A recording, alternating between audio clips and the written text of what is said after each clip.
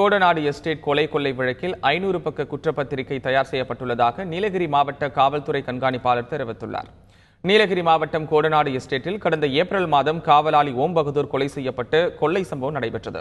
இது தொடர்பான வழக்கில் போலீசார் 10 பேரை கைது செய்தனர். இவ்வழக்கில் முக்கிய தொடர்புடைய கனகராஜ் கார் விபத்தில் உயிரிழந்தார். மற்றொரு நபரான சயன் சாலை விபத்தில் சிக்கி சிகிச்சை பெற்று வந்த நிலையில் போலீசார் கைது செய்து சிறையில் அடைத்தனர். உடல்நலக்குறைவு காரணமாக சையன் மருத்துவமனையில் சிகிச்சைக்கு அனுமதிக்கப்பட்டுள்ளார்.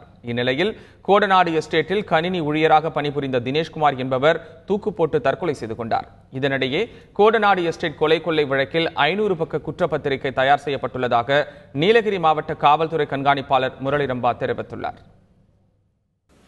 கொடநாடு சம்பவத்தில் 10 பேர் குற்றவாளிகள் கைது செய்யப்பட்டு சிறையில் அடைக்கப்பட்டுள்ளது.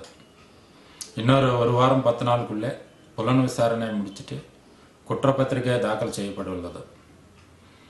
இந்த குற்ற வழக்கில் சிறப்பாக பணியாற்றிய சிறப்பு தனிப்படைக்கு பாராட்டு.